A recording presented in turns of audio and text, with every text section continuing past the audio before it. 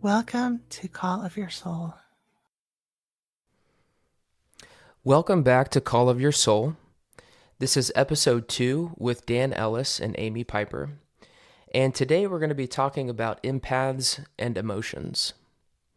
And before we get started, we're going to ease our way into our content for today. So if you're in a place to do so, I invite you to take a seat and close the eyes.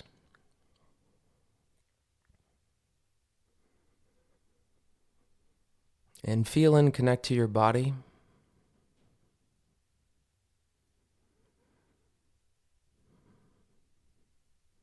Feel the sensations through your body,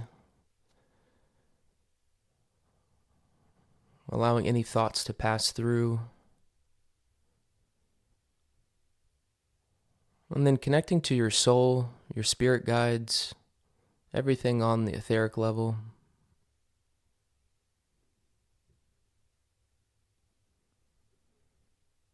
And then inviting a deep breath in from the belly. Little pause at the top. And release.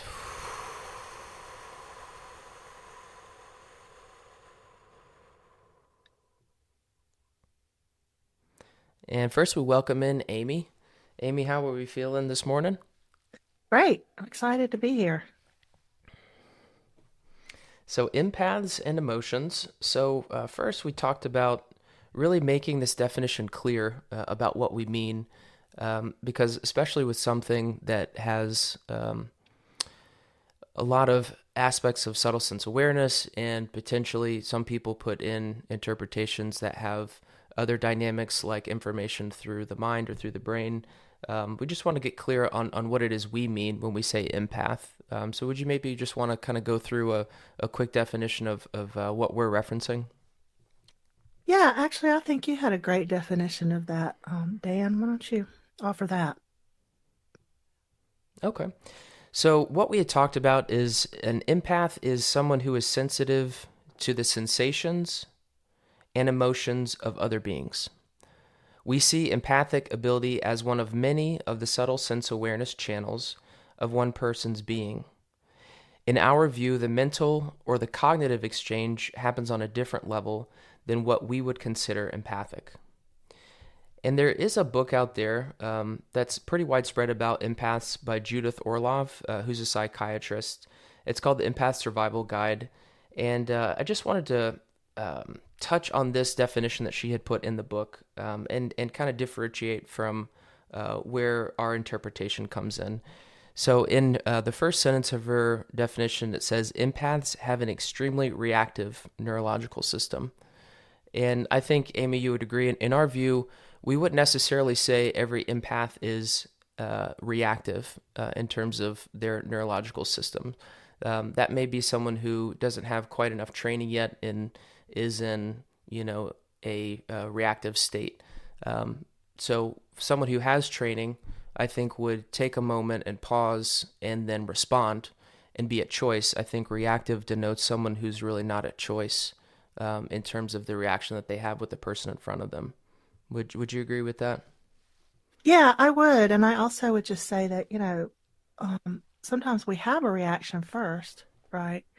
And then we take the pause because the reaction is part of the nervous system that just reacts without any conscious thought.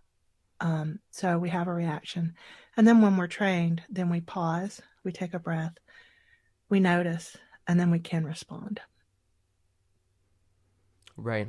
So I think it's important to distinguish that there is. It doesn't necessarily mean that you're have no choice to respond in reactive by being an empath. And then she expands by saying we don't have the same filters that other people do to block out stimulation. As a consequence, we absorb into our own bodies both the positive and the stressful energies around us. So again, I think it's that's kind of the same principle. And this is, maybe we can touch on, the skin that necessary for an empath, to be comfortable in the world. And again, being at choice. And this is kind of the other way instead of being at choice in the output and how we respond, but being at choice with the input and what we take in and what we receive. Yeah, and not having read Judith's book, I mean, I can't really comment as much on what she said. I think that you said there was some really good stuff in there. But it's also useful to distinguish like our and how we're thinking about it from her terms and how she's thinking about it, because a lot of people are going to have already read the book, and a lot of you might be interested in reading it. It seems like it's a very useful. It has some really useful stuff in it. Right. And then one other thing I'd like to bring up, and then we can put away the definitions for now, is this is just from WebMD, um, and so kind of a more scientific understanding. They're saying an empath is an individual who feels more empathy than the average human. Empaths are exceptionally sensitive to the emotions and frame of mind of nearby individuals. Empathy is a natural state that enables a person to build an emotional connection through cognition with other individuals. So, where I think we would definitely agree with empaths being exceptionally sensitive to the emotions, but where we may differ slightly is in terms of the cognitive when they say frame of mind. But I think by and large we're speaking to kind of the same phenomenon. Yeah, I think so. And there are also some of us talk about what it is to be a cognitive empath. And that actually means that you are sensitive to the emotions of other people, but you may not really have the secondary piece of um, empathetic care. Like I care about this person's emotions. So um, there may be a little crossover there in the sense that, yes, I have a strong sense of what other people are feeling. I don't really feel a sense of caring about it. And of course, when that happens, that can be used for positive purposes, and it can be misused to manipulate people for your own gain. Um, just like any gift or power can be used well or misused. Right. So, not going too much into the psychology side, but would that tend to be a definition of someone who has a disorder who maybe feels what other people feel but doesn't care, or is that not necessarily the case? Well, that's a great question, Dan, because it is true that sometimes people who have a disorder in which they're not connected to their caring side uh, have this cognitive empathy and abuse it.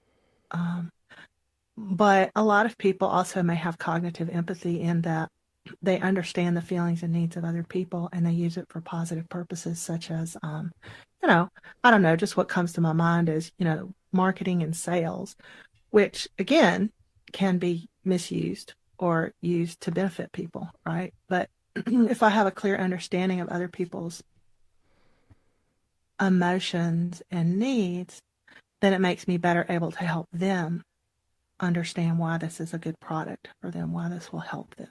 So that would just be one example of how that could be used in a really positive way rather than a negative way. Does that make sense? Yeah, no, that definitely makes sense. And so, in your view, like, does it seem like because we kind of come up with a word, a term like empath, and then we describe it, and it with that definition, it kind of makes it seems like there's people that are that and people that aren't. But is it potentially more something like a spectrum of varying sensitivity? So there's just people that are very, very highly in tune and very sensitive and feel what's like most of everything, what's going on with other people, and then there's people that just feel much less. Or is it kind of more like, yeah, there really is a group of people, and we call them empaths that are very sensitive, and there's some people that may have really no kind of radar on the sensations and emotions happening in other people.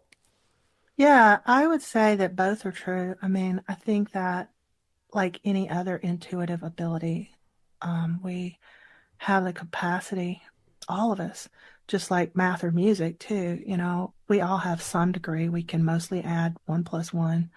We can, appreciate music perhaps. So we all have a certain ability, but our natural talent is different. It's unique from person to person. How we like to apply that talent is different. And whether we're even interested in developing it is different. Also, I would just Yeah. say that some of us can become over entangled in the empathic skill. And that's for reasons that we can talk about later in this podcast. Other people may shut down to varying degrees to their skill to protect themselves from being overwhelmed. So, becoming a mature empath really goes far beyond protecting yourself and moves into learning how to understand and develop your talent and to align it with what's important to you. You have, to your point, Dan, we have a lot of choices in how we engage and how much we engage and what it's aligned with. Right. And that kind of brings us to the value of having empathic skill. And you brought up, the example of someone who does sales, right? Being able to kind of feel how engaged someone is interested, and kind of playing on, not playing on, but playing with, not playing with, but understanding the emotions of the other people, Mm-hmm. and then choosing, how they're going to interact accordingly. Sales is a function of every business, and I think this is also true of just being a good friend, being a good colleague, being a good member of the community is, having the empathic skill to tune in to what other people are feeling, and to enable yourself to be of greater support for their needs, to be aware of their needs, and to be able to help them meet those. So maybe let's kind of segue to the value, and kind of expand upon the different values of having and cultivating the empathic skill. Yeah, I mean, I would say it's especially beneficial in professional areas like counseling, medicine, and the healing arts. It's a wonderful application, as you said, to be a valuable part of a community. And a wonderful application is having awareness of the feelings and needs of our children or of other vulnerable people in our world and in our environment, because then we're more adept at offering wise and caring assistance. Yeah, and that kind of makes me think like it almost seems necessary if you're in a profession such as counseling. Uh, would it be possible, do you think, to be like a successful and good counselor, but not really being aware and in tune with the sensation and emotions of the person you're working with? I would think that that would be difficult. Um, and there may be approaches there, you learn a certain set of skills that you can apply, and you just apply them kind of in a cognitive or flat way. But I mean, even cognitive, therapy, the empathic skill can come into that. I mean, I'm not saying it can't. So, I really don't know the answer to that. I mean, it seems to me that that would be a tough thing to do. But at the same time, there may be skill sets and approaches that work without a large amount of empathic ability. Yeah, I know there's I think it's applied behavioral analysis with kids that have autism, and it's a very structured, regimented type approach, and you know, I think it has its own merit for using that approach, and that it's very consistent. So that seems to kind of, not really have a need for empathic skill, and make choices according to, the emotions of the child that you're working with, but, has its own merits in its own right. And I guess, like there may be certain forms of psychiatry where, it needs to be a little bit more objective in a sense, to not let someone's own interpretation, influence too greatly the decisions that they make for, how they care for the other person. But yeah, I think that kind of leads us naturally into some of the challenges that are brought up with being empathic and being sensitive to the emotions of others. I guess it would be maybe a good place to start with some of the main challenges that you see in your work. Yeah, I think it's useful to mention that as we go into the challenges, that empathic awareness can extend to you may be picking up on things from other individuals or from groups of individuals. I would call that the collective emotional vibration. You may also even be picking up emotional vibrations from animals, even plants, and spaces. Like there can be a lingering emotional vibration in a specific area, a specific location. Like if you ever walked into a room and you just went, and maybe there's nobody even in the room, but you just like stopped and went, whoa. It just feels like there's a lot of something going on in here and it feels, intense. And that's often because, something intense has taken place between people in that space, and it might not have gotten resolved, and the energy hasn't been cleared. And some of us are even Mm. attuned to the planet as a whole.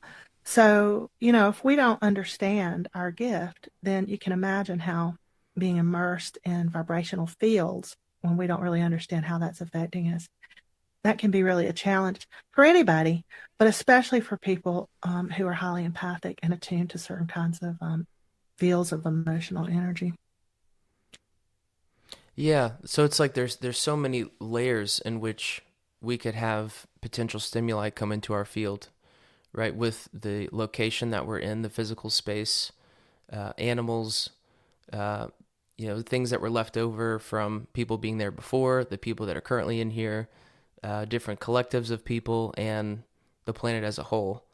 So that's quite a lot of potential stimuli for us to sift through and process in real time.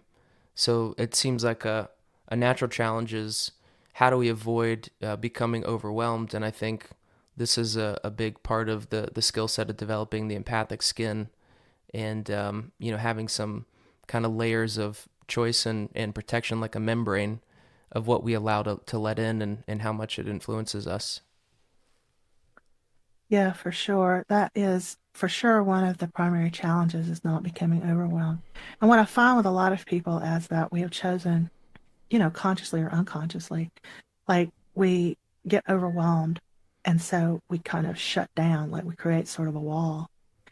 But then we feel maybe lonely. We're used to more emotional contact. So we feel isolated. And then we want to open back up, but then we open back up and get overwhelmed. So there's this kind of like, open, like fully opening and fully closing. And neither is really satisfying. And so to what you said about a skin, that's what we'd like to do is create a kind of a skin. Um, and there are, different ways to think about doing that. I mean, I think that there are so many ways. We might touch on a few later today about, some ways that you can try out and see what might work out for you. Yeah, it seems like an absolutely essential tool, as there's potentially a lot of various stimuli coming in, and this is where I'd kind of written down something that I'd noticed with empaths and being in relationship with other people.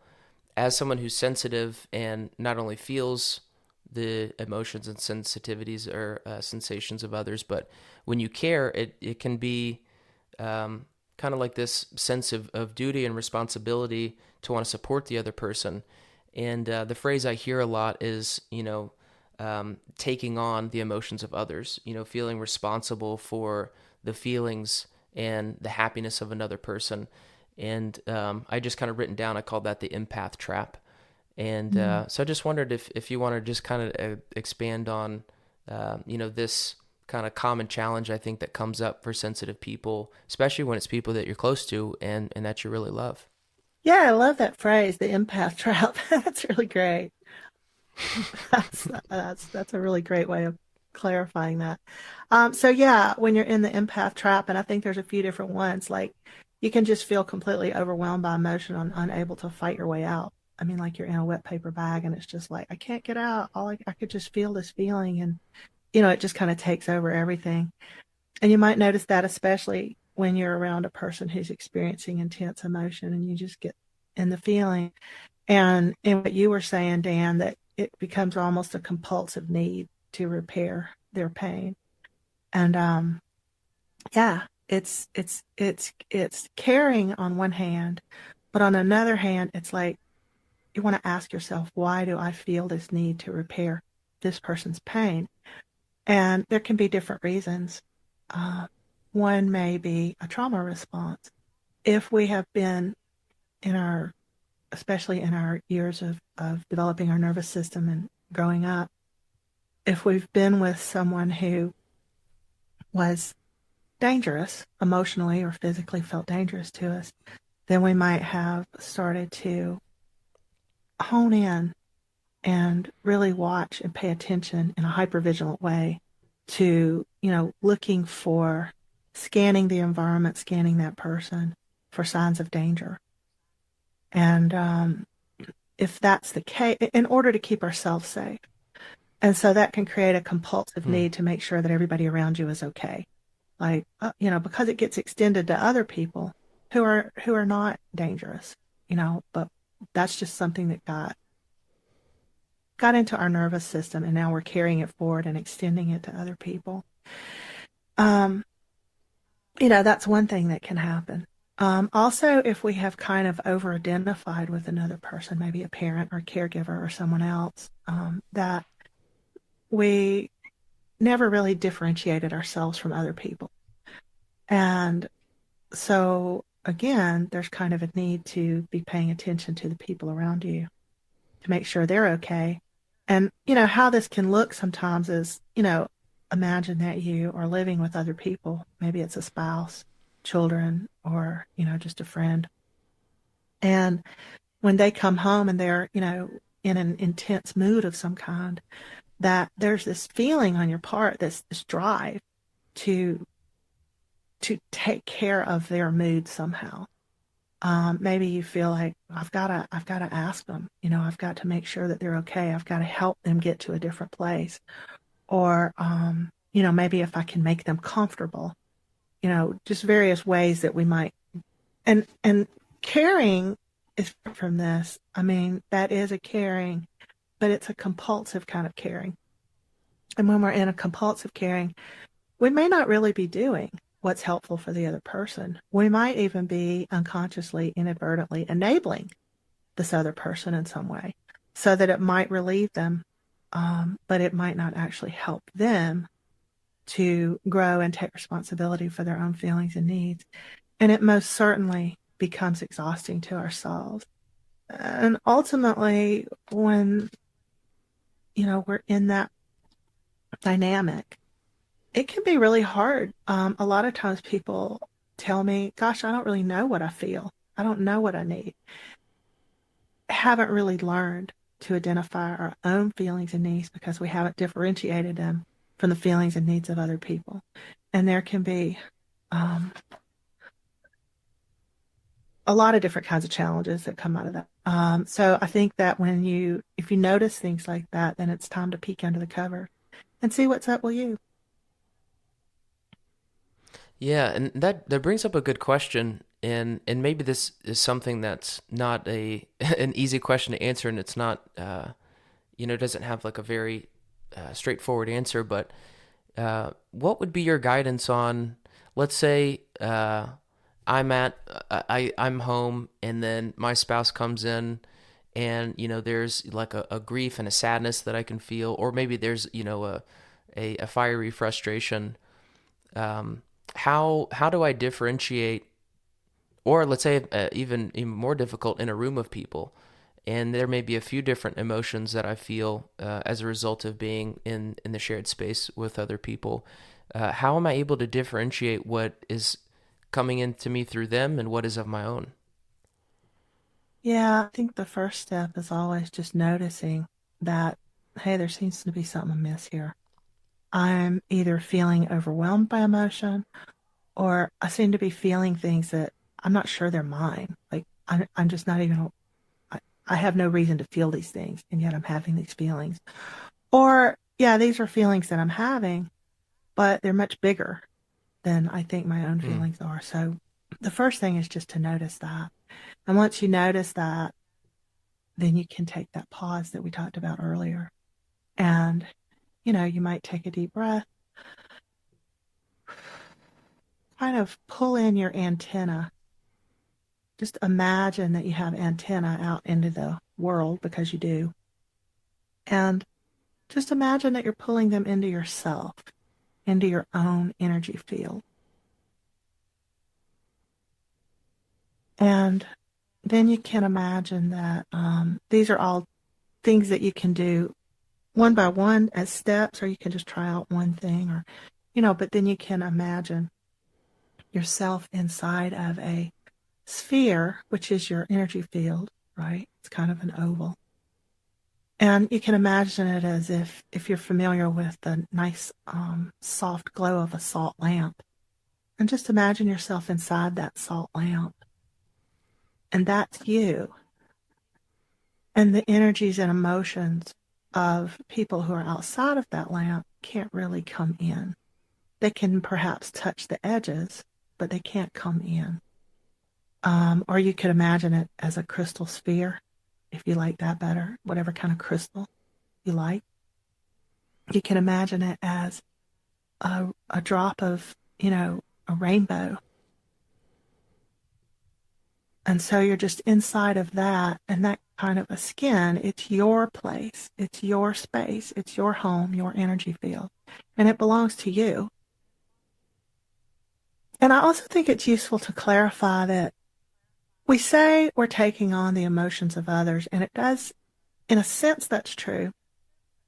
But what might be more true is that someone's vibrational emotion touches on our energy field and starts vibrating it in that way. And so Mm-hmm. there's a tendency for us to resonate with that. And here's an important key is that it's really important to recognize the two different ways of resonating.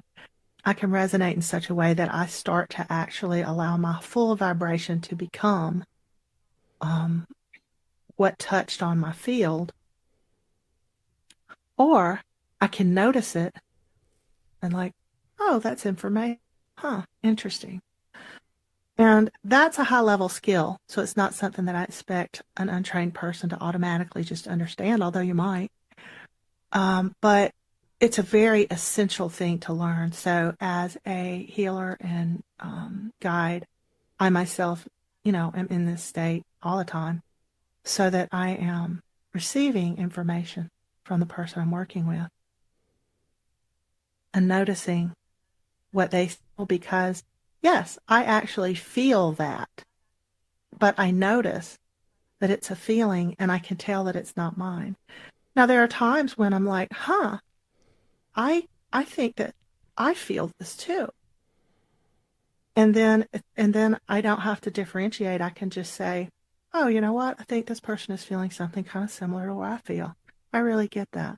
But I'm not going to allow it to amplify that vibration I feel so that I'm overwhelmed. I'm still a discrete, individuated person inside of my own energy field, even though I'm allowing someone else's energy to influence mine, at least for a moment. Does that make sense? Does that seem clear? Yeah, it does, and it brings up a question, and I notice this dynamic that emerges with sensitive people. There tends to be like a blame dynamic, right? So like, let's say someone else is going through something that's emotionally heavy, and then they're like, "Oh my gosh, this is so much," and it's because I'm around this person. But I think there's an important distinction that you made where yes, we feel something, an emotion of someone else, but then there's a point of choice. Do we let it amplify within our own field and let that become overwhelming to us? And I think that's an important distinction to make because I think to blame others for what gets charged and resonated and amplified in your own field it is maybe a bit misguided, and I think it's important to take responsibility for what we allow to be amplified in our own field, if we can be at choice. Yeah, 100%. And it's also okay to notice, like, I really don't think that this is all mine. And yet I'm feeling it as if it's all mine. And it's a problem. So this is my problem. Like, I'm coming to understand that just because this person's vibration is overwhelming mine, that's actually my thing to deal with. And so I need and want to learn how to change that, how to grow and evolve so that I don't have to get overwhelmed. And the closer you are to someone, the more challenging that can be. I understand that, Yeah. with parents and children, that can be overwhelming. So And also, I just want to clarify, we're not talking about here, being in an abusive relationship. Because if you're in an abusive relationship, then there's a whole other set of things that need to be addressed, right? And if you're in an abusive relationship and you're an empath, then you probably are getting really overwhelmed. You're probably very hyper vigilantly paying attention to the emotional state of the other person, looking out for cues that they're getting triggered, because they come back and cause you harm, and maybe cause harm to other people in your environment. So I just want to clarify that, there's a distinction between a relationship that's fundamentally healthy, may have some challenges involved, and one that's fundamentally abusive. Yeah, that's an important distinction. And those are really tricky and subtle dynamics, because I feel like, and I'd love to know your thoughts on this. I think sometimes when we experience really heavy emotions, it's really hard to see things clearly for what they are, especially when it comes to relational dynamics. And so um, I think that's, sometimes where it can be really helpful to have the perspective of, a third party type person, friend, colleague, therapist, etc. Because it's really hard to get a sense of the dynamics and kind of see what's happening when your emotions in relationship to that person are so strong. Yeah, it really is. And it's important to, when you turn to that third person, is this someone who is able to, a lot of times what we have learned to do is to try to fix someone else's problem, or we identify with their problem and then we kind of jump on board with their point of view. So if a friend comes to me and they're frustrated with, their spouse, say, and, am I going to jump on board with them and say, yeah, that spouse shouldn't have done that. That was a bad thing.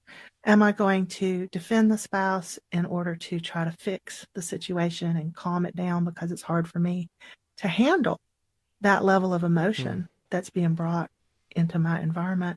And I want to feel peace. So the only way I know to feel peace and not get overwhelmed by emotion is to have this other person, fix their problem. There's things that we're taught to do, that aren't really very so so when we're the person reaching out to a third party to give us some balanced, feedback, then we want to learn to identify, and this may be a whole podcast, Dan, that we want to do. How do you identify someone who's a good party for you to turn to Mm, for this kind of feedback? Because it's a high yeah. level skill.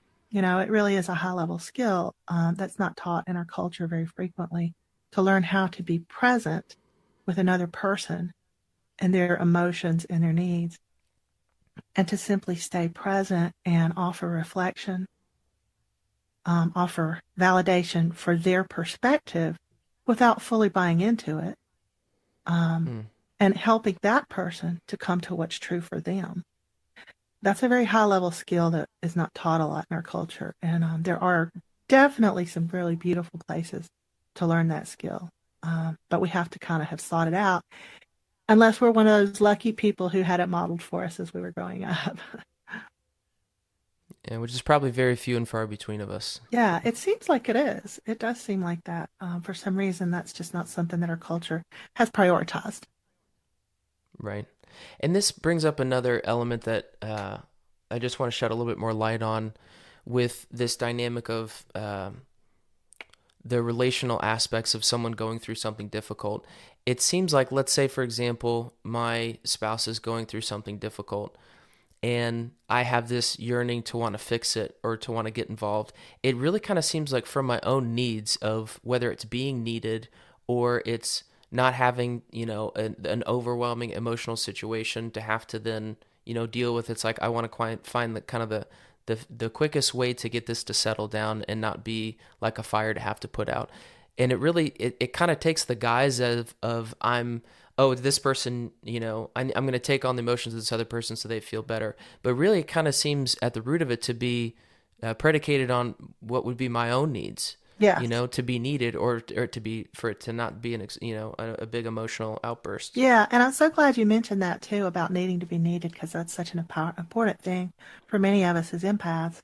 And I'll come back to your question, but I just want to amplify a little bit of what you said because it's so common for us to really enjoy being needed. And, that's a natural need that human beings have, to be valued, to be needed. And Yeah. so, to acknowledge, oh, I have a need to be needed, and then go from there, and this is something we can touch on again is how do I distinguish then what my actions are? And so, like in the example that you gave, I would refer someone to nonviolent communication, which is a really beautiful approach designed by Marshall Rosenberg. He has some books. I think the first one is actually called Nonviolent Communication, which is a beautiful way, first, of starting out how you communicate with yourself and then how you communicate with other people. And so, it touches on this very thing. So, like, okay, someone comes home, I'm noticing that my partner is, feeling out of sorts. Is it something that I feel up to and able to inquire into in that moment? If so, how much do I get involved? Do I just say, hey, I noticed that you seem to be feeling kind of out of sort. Sorry about that. I also am a little bit exhausted. I need to go take a shower. Let's check in later. That would be one avenue. The other is, just checking in. Hey, I noticed that you seem to be feeling out of sorts. Am I right? Is it something you want to talk about? And proceed from there. And then learning the skill set, practicing the skill set for how do I listen and show care and help this person without letting my need become dominant. Of course, your needs are going to be in there, but how am I Mm. going to respond in such a way that doesn't allow my need to be the dominant thing? Because that's not going to really truly help the other person. Oh, and let me go back Yeah, to that's NVC. I'm sorry. oh, I'm sorry. I that's didn't okay. want to forget, yeah, about NVC or nonviolent communication. There's also something called mindful compassionate dialogue that is very similar to NVC. Lachelle Shard Lowe has some beautiful work on that. It's called Wise Heart, and you can find that online. She has a whole community. She has a lot of tools, and she has things to, I think she does some private work or she does group work. That's a really beautiful way to look into this particular technique. Also, there's the Nonviolent Communication or NVC Academy, which you can find online, that offers a lot of things and helps you to connect with people who teach this framework. I mean, I'm also adept in this as well, as are many other therapists and counselors and some healers. So that may be something that you'd like to look into if this seems to be a challenge. Yeah, and too, like this is something that I've struggled with myself, and it's when someone's in a feeling of a very strong emotion, right, is in a tough place. What you say and how you say it is so crucial, right, to how that exchange is going to go and how you support that other person. And it can just be the slight tone of your voice that takes, a sense like you don't care or that you're impatient or, it's so crucial just the exact words that you say because when someone's in a tough spot and they're sensitive, every word that you say is taken, with so much gravity. And so I think having a sense of training and some tools to be able to work with, so that your tone and your words can be received in a very compassionate way and reflect, the care that you exhibit for that other person. Yeah, I mean, 100%. The tone, the posture, the facial expression, the words. I mean, all of these things can be triggers for the other person. And you may or may not know that. So, because we don't know the triggers of other people. So it can get really entangled really fast. And it has been said that it's the primary indication of how an interaction will turn out is how it is approached initially. So I think you're touching on something really important there, Dan. Yeah, and then that there's one more thing that I wanted to share, and I found this really important. There was some physicians that had spent many years in the mental health field, and they found these common traits, especially with chronic illnesses and even like autoimmune type of illnesses, associated with suppression and repression of the self. And these are things that I commonly also see with people that are very sensitive and empathic. I just wondered if you had seen this as well. So there's five common traits that they see: an automatic and compulsive concern for the emotional needs of others while ignoring one's own. So I think we've touched on that. Mm-hmm. A rigid identification with social role, duty, and responsibility. Mm-hmm. That seems like almost every mom. Overdriven, externally focused multitasking based on the conviction that one must justify one's existence by doing and giving. Mm-hmm. Repression of healthy, self protective aggression, anger, and harboring compulsively and acting out of two beliefs. The first is, I am responsible for how other people feel, and I must never disappoint anyone.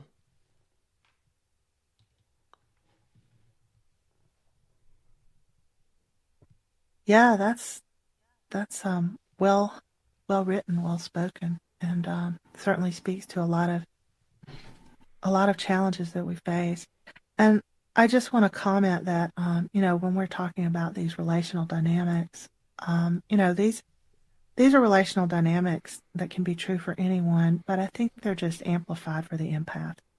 And so I think it might be useful to kind of touch on for a minute, like what's it like to be in intimate relationship with an empath.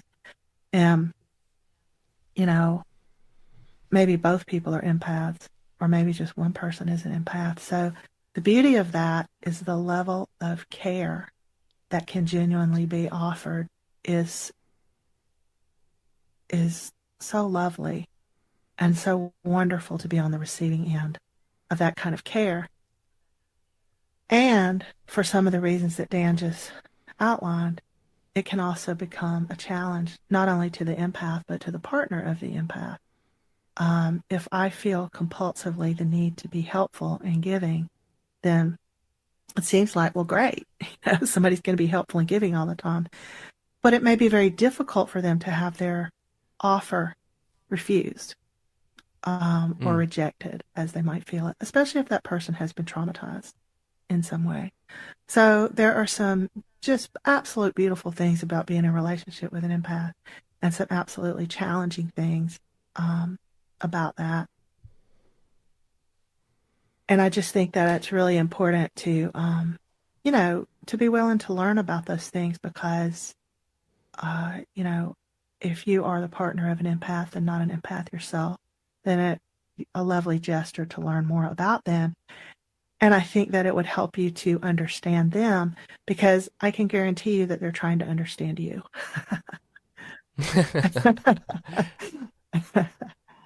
Absolutely, they are. Yeah, and if I could comment on that from personal experience, Sure. uh, yeah, because my partner's also very sensitive and empathic, and there's I don't want to say double-edged sword because that sounds negative, but there's the two sides of the coin where we are always sensitive to what's going on in the other person. So in one sense, there's not often a misunderstanding about how the other person feels, which is wonderful because that can be a great source of conflict. Like you said, in someone not being able to observe and understand, what someone else is going through, and maybe of course not the content, but at least the emotional state. With that said, it's kind of like there's nowhere to hide. The big Yeah. light is shined on everything that happens. And a quick little aside of this, um, one time, she was upset about something, and she came down the stairs, and she was walking towards me, and I just saw her face, and then I was just like, oh man, I just looked up and said, hey, what's wrong? And then she was like, whoa, I hadn't even really processed what it was that was going on.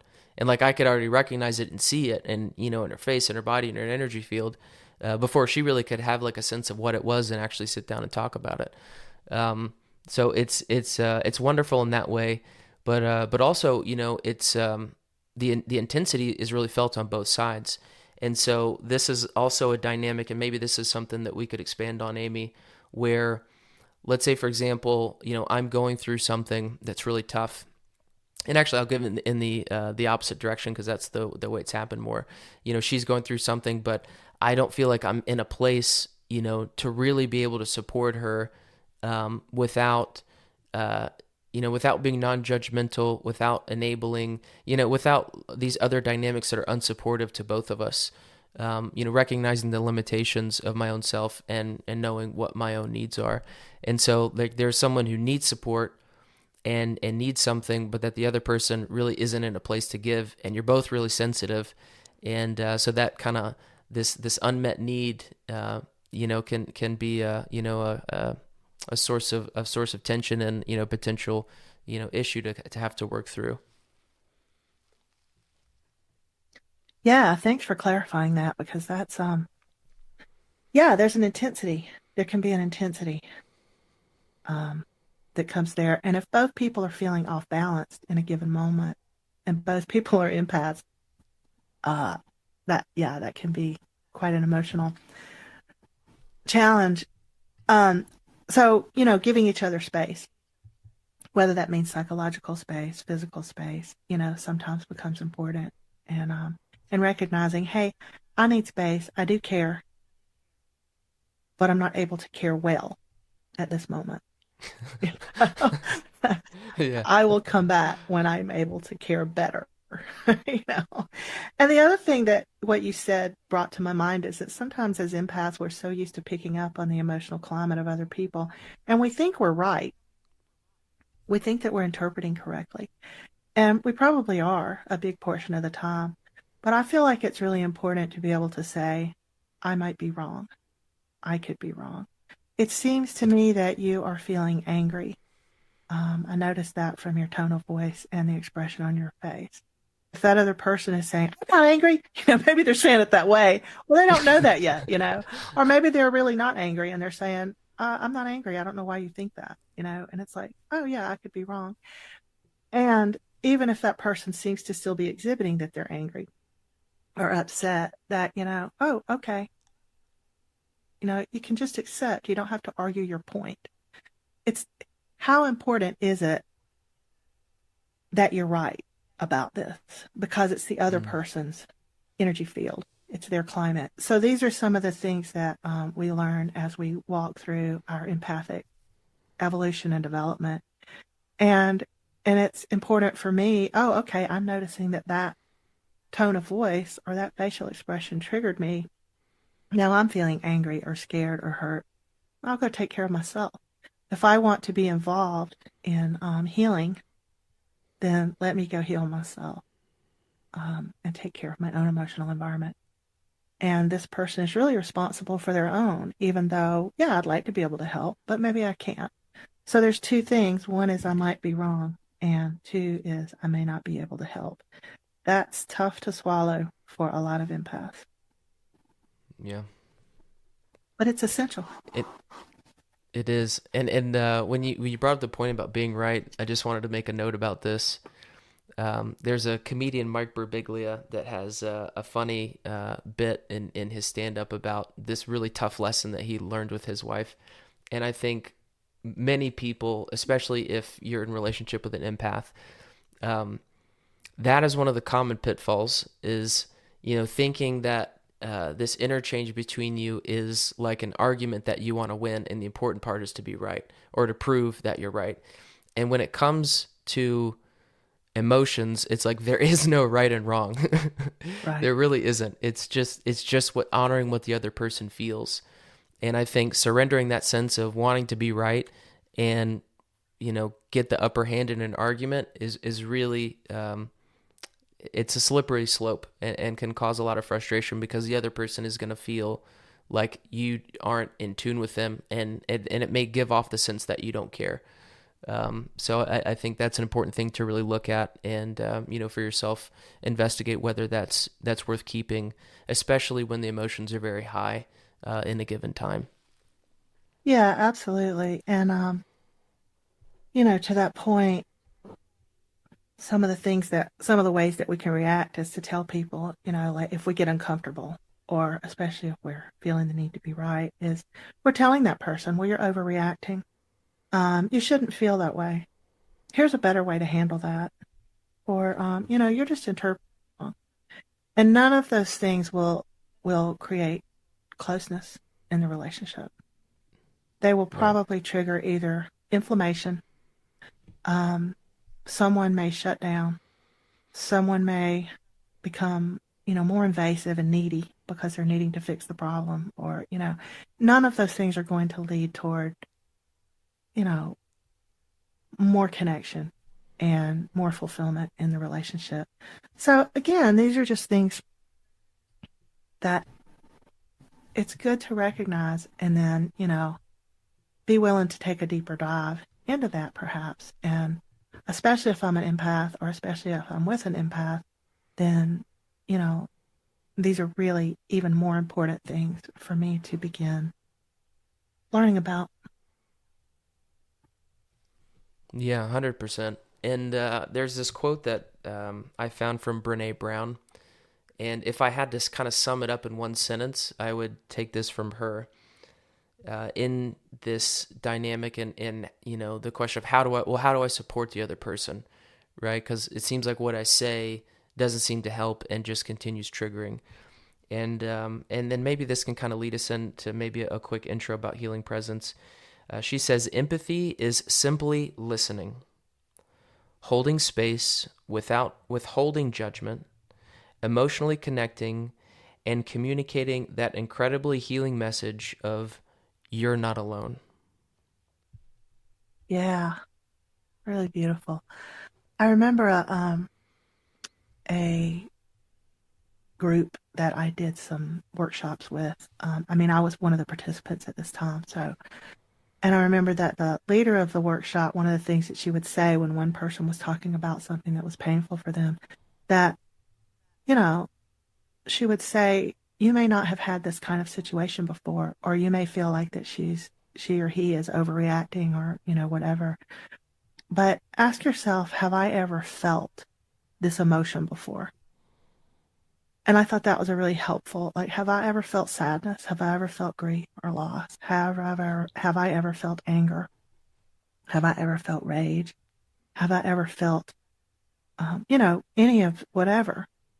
Have I ever felt that some of my needs were unmet? Have I ever felt that I needed more caring, more connection, more space, more individuation? How have I ever had these needs? Have I ever had these feelings?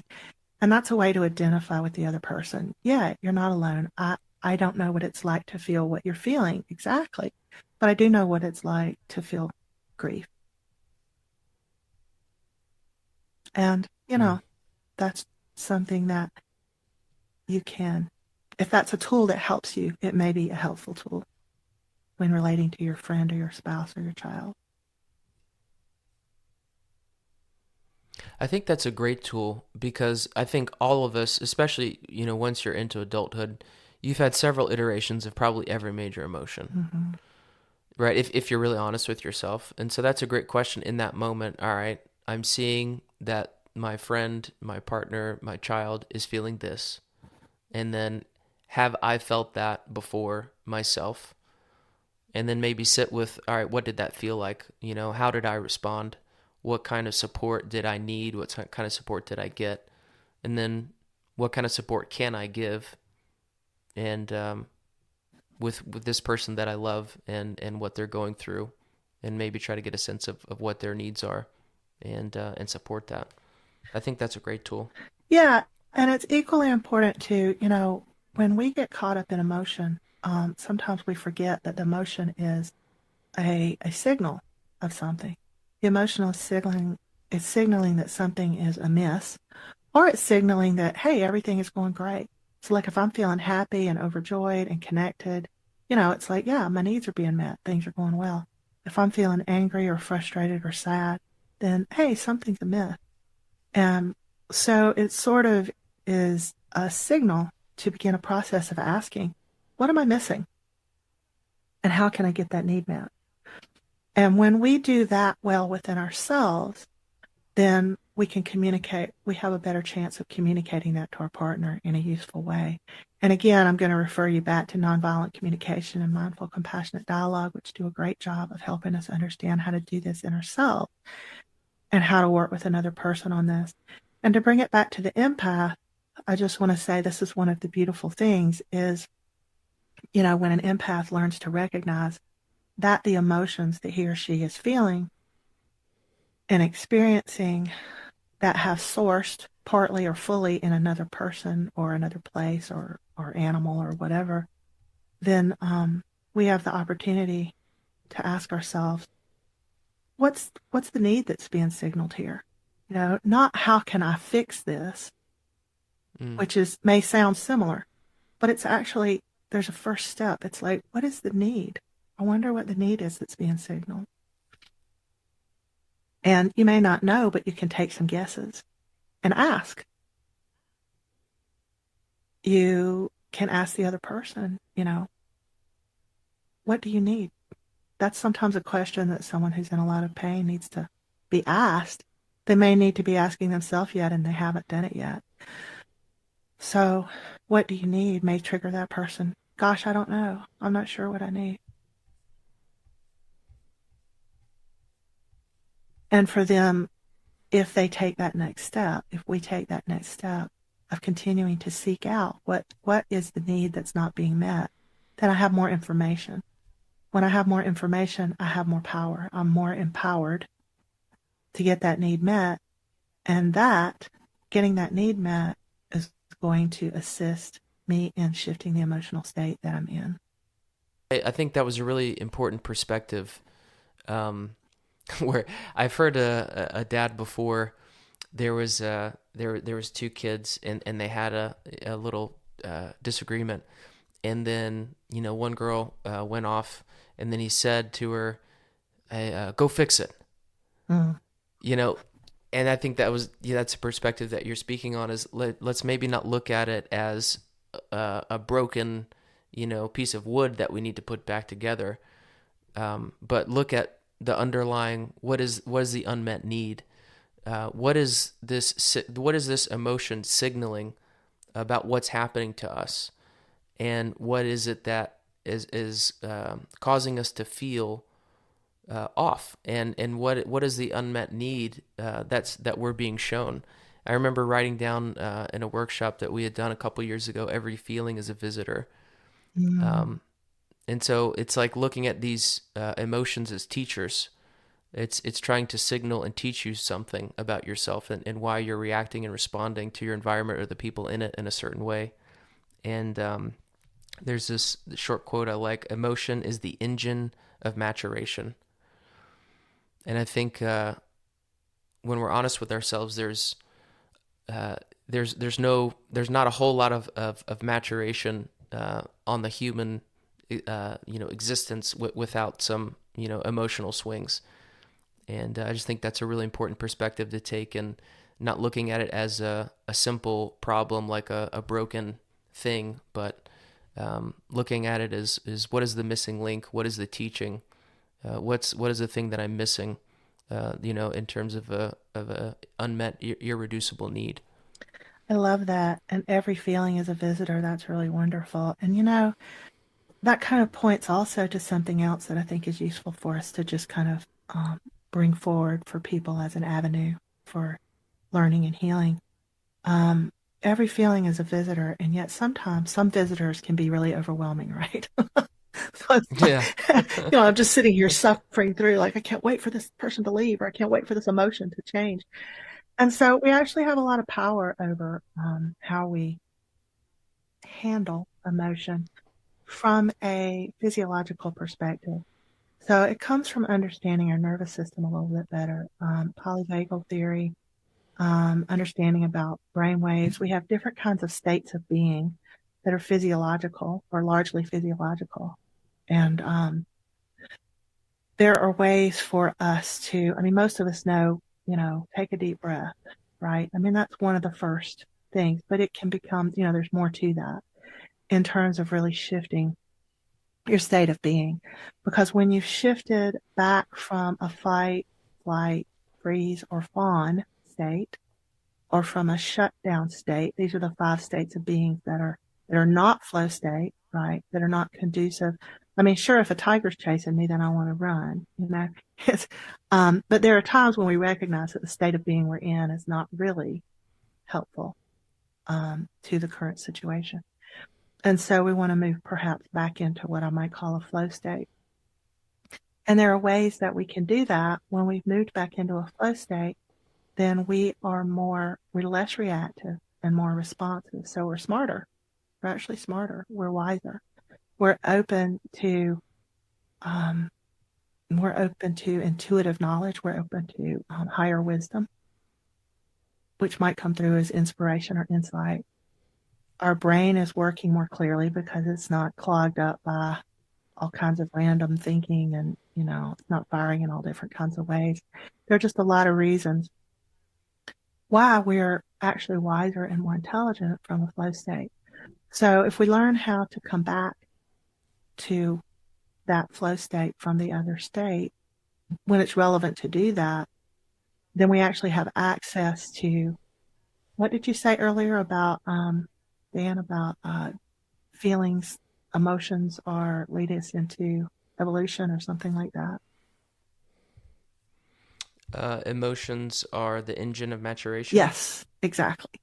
And when we come from a state of being that's not helping us into a state of being that is, then we have that opportunity to evolve and mature in relationship and to actually diminish the things that we're triggered by, which is creates ease and peace in our being. Not boring peace, because sometimes we think that, peace can be boring. That usually is because, we're repressing things, right? If we're repressing things, we get bored. But when you're really at peace, then you're free to do the things you want to do, to engage, to play, to rest. And then also, just one more thing I wanted to touch on is responsibility for needs, because as empaths, we become so much more empowered with our gift, and not to mention within ourselves, when we recognize who's responsible for their own needs. So I'm responsible for getting my needs met. And if I have a need to feel needed, wonder how I can get that need met in ways that are not intrusive or demanding upon someone else. Um, and that person has needs that aren't being met. I'd love to help them get them met, but it's not my responsibility. I'm not supposed to do Mm. that. I don't have to do that.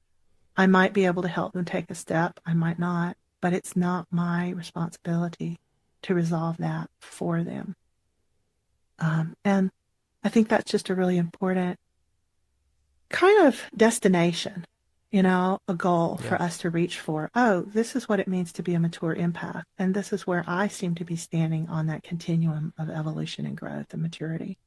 So, oh, here, now I have some ideas about how I can get to a place I want to go where I can be more helpful, more caring, less overwhelmed, and more connected with other people, without having a responsibility that is exhausting.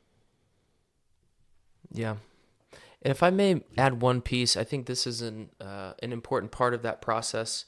I think sometimes we have a tendency to, in our instant gratification, kind of get there through the shortened corners approach, where, oh well, I just want to feel peace, or I just want to feel less overwhelmed. I just want to feel settled. I just want to feel balanced.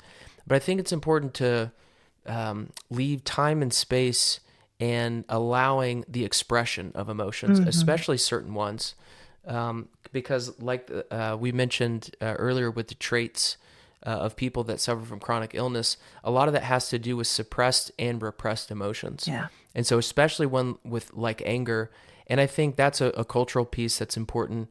And that's, I think, more socially acceptable for men and guys to express their anger, Mm-hmm. but maybe not so much for women. And there was some data that was showing, instances of, PTSD and mental health in women was like 2 times what it was of men, within the data that they had looked at. And I think that's a really important piece, but not only for anger, but also for, grief and sadness, and acknowledging that sometimes those processes of moving through those emotions may take more time than is convenient. And sometimes they come up at inconvenient times, right? You're in the middle of a group, or you're in the middle of, your kids, ballet. And then it's like, man, something just came up and I've got some intense emotions. And, we can't always, make time, and give ourselves the environment and the right space, but as much as we're able to. And I think that's a really important process to then arrive at this destination, like you said, that we want to feel, where we're connected and we're balanced and we have healthy relationships that are founded upon solid dynamics. And we're really in tune with ourselves, and able to be in service to others. But I think a big part of that is honoring the emotions that come up, and not suppressing or repressing, and let them have take their course until they have taught us everything that we need to be taught. Yeah, 100%. That's true too. And so, to me, that begs the question like, okay, how do I know when to utilize my, coming back to a flow state, and when do I, and how is it okay for me to express my emotion? And by okay, I mean safe, um, Mm-hmm. safe for me. And these, again, these may be things that require some, learning. You may want to find some professionals who are able to help you with that. Or, there's, I think, plenty of books, there are podcasts, YouTube channels, a lot of places to look to have these kinds of questions answered. And I invite you, if you, feel called and connected, that you can, make a connection with myself or Dan as well. These are things that we help people with every day.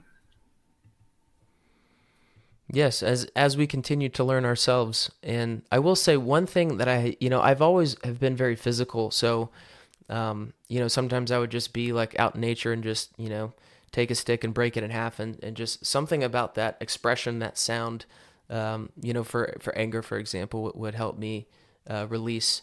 But recently, I've been really enjoying drawing and painting. Mm, Um, and even with something like with anger, which normally you think like, you don't have quite the patience and to sit down and grab even the necessary materials. You just need like a quick outburst. But it's been really interesting, where a lot of times I would just make a simple drawing, and then the colors I would choose and the shapes that it would take would, to me, really represent the emotion that I was going through, and it was a great feedback system. So I found that a really good tool. And I think always, having people in your corner to lean on, even if it's just a text or a quick phone call, again, like this reaffirming this notion that I'm not alone with it. yeah. Because I think that can be where someone tends to shut down, and then and then they think it's all on them. It's everything gets stuck inside their own head and body. And when you feel it, when you feel ready, and sometimes even when you maybe don't feel ready, but you need it, reaching out for support is such an important part. Yeah, absolutely. Absolutely. Thanks for bringing that forward. And I too find creative outlet to be a really useful one, along with, just being in nature and, maybe being more physical and active. And I mean, I have to say that, contact and semi-contact sports were certainly a great tool for me when at certain points in my life. I wouldn't want to lean on that as an expression by itself, because I think it's also important to come to some inspirations and some realizations and things like that. But getting that energy out, yeah, it can be super helpful. Yeah, and of course, practices that are physical, but it can be great for all emotions. Something like yoga and tai chi that have energetic elements, and help us realign our not only our physiology but also our energetic bodies into a more healthy, aligned geometrical structure. Is also really important, as along with chiropractic work, which are all kind of functions of supporting the physiology and the energy field into becoming more aligned. Yeah, and I'll just quickly also say that you know, uh, chiropractic and acupuncture and Reiki and other kinds of healing methodologies also help to realign the energy field. And sometimes there can be tremendous releases of emotional energy that are really different than you would expect. Like it just goes whoosh and it's like, oh, that's just gone. How did that happen?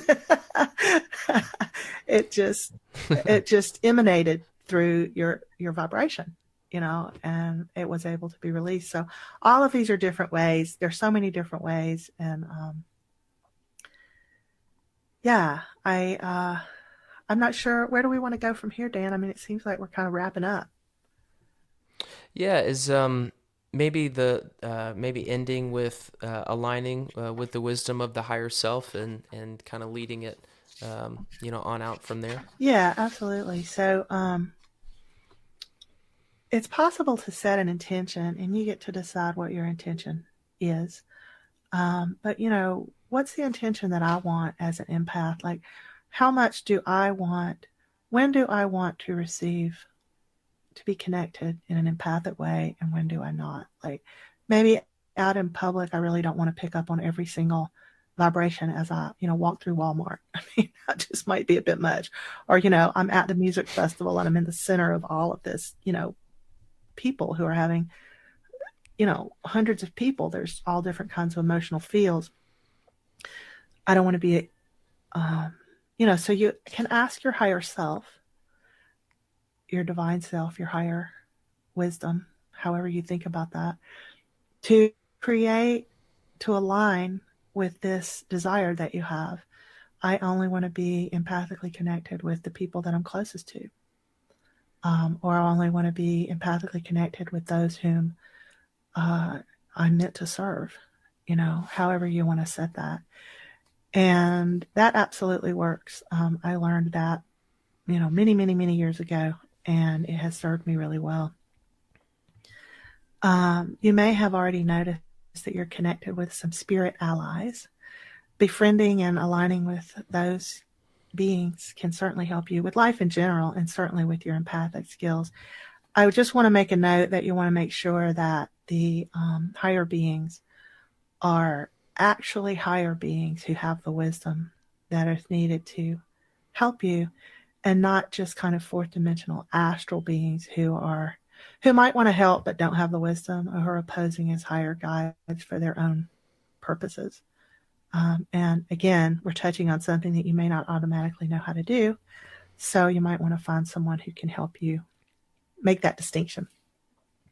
And then just aligning with the wisdom of the higher self. You can ask, like when you receive empathic information, is this my emotion? Is this something I'm meant to help someone with at this time? And, you're listening for the answers that will come from, that higher wisdom that you have. And if I am meant to contribute at this time, in what way am I meant to contribute? Because when you don't ask these questions and you just follow that desire to be of assistance, which is laudable, it's wonderful, but you may inadvertently enable someone else, meaning that you may be alleviating their immediate feeling, but not actually helping them to learn how to handle it for themselves. It's also certainly going to overwhelm you and can sometimes put you into situations that are not helpful for you or for the people around you. So I think those are just some. Oh, and yeah, you just spoke about breath and body also. And we already talked about the salt lamp or the healing crystal. So those are just ways that it can be helpful to protect yourself without having to create some kind of wall where you're completely disconnected and isolated. Yeah, and if I may add one piece to that, Amy, Please. and let me know what you think about this. I found it very helpful to, when I'm intention setting, to write it down, and it helps kind of crystallize Yeah. what it is that you're trying to envision and bring forth into your energy field. And it also, you could also do something like make a crystal grid or make a certain constellation on your altar of sacred objects. A lot of different ways to emanate this, but I think having sometimes a physical representation can really help crystallize and bring that forth into the physical.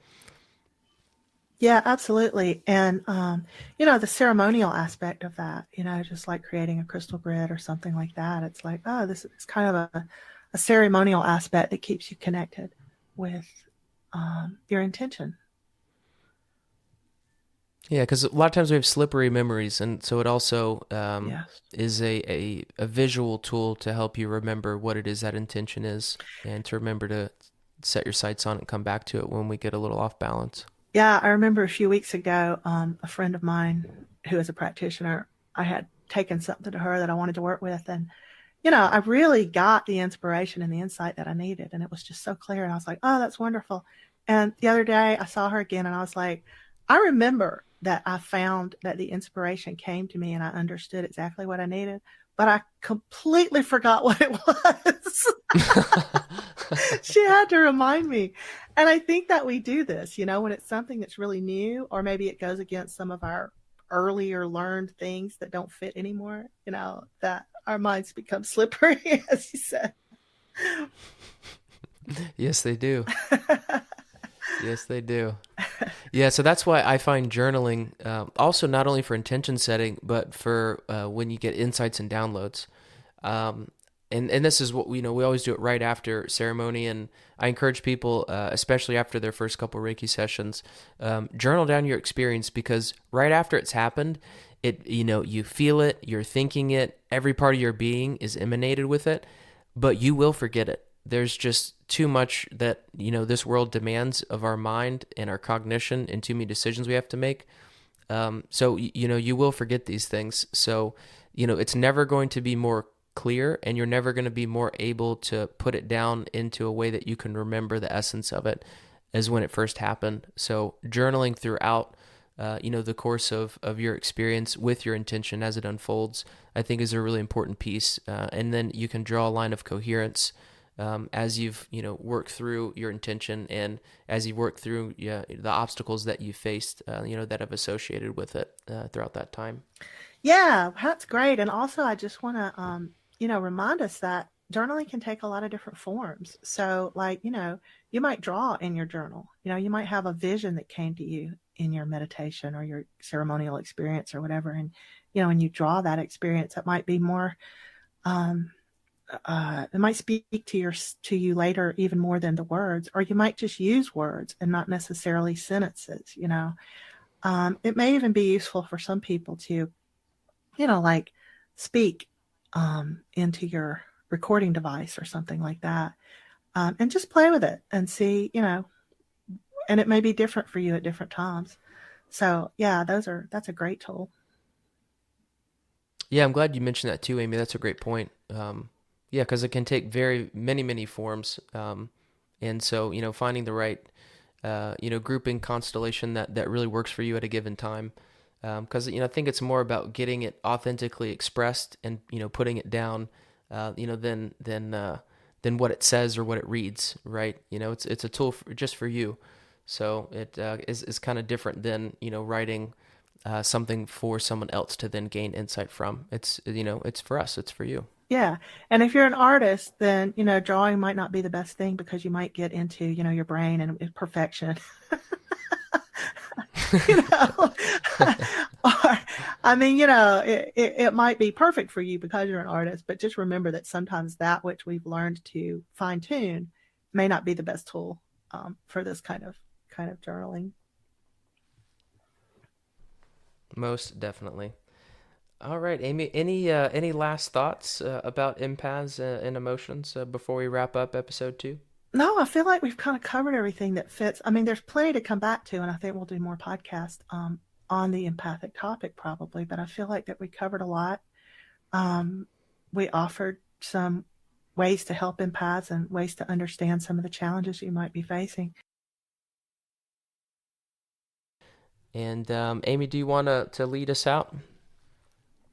Yeah, so just to give you guys a chance to kind of integrate and prepare to come back to the next stage, whatever it is that you're doing next.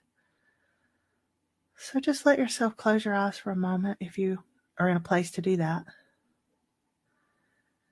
Take a deep breath. Just kind of inquire without grasping for an answer. Was there anything from today that spoke to you deeply and especially that you want to remember to take with you?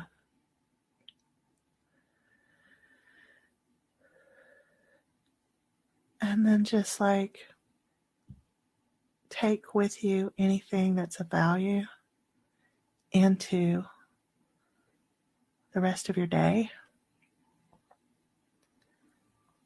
and let yourself remember what comes next. Maybe you're just having a nice day off and you're just going to be relaxing and playing. Maybe you're going back to work. Whatever it is that you're doing, just let yourself begin to gently align with that next activity so that there's not a jarring transition, but a gentle one. And so it is.